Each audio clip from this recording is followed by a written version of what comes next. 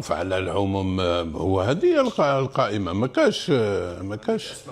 كاش ابار عباده، وعباده ما ينجمش يكون في لاكوب دافريك لان بالنسبه لفيكتور ديك الحال ما كانش في القائمه. مد لا ليست من قبل، دونك ما ينجمش يكون. وشنو لاكوب دي موند ان شاء الله يكون باذن الله عباده، باسكو قلت لك انا ليا عنده بلاصتو تيتولار سير كاع انا في ليكيب بيان سور يلعب اساسي. نعم اساسي انا ليا هكذا. شوفوا البارح وجدت شويه صعوبات.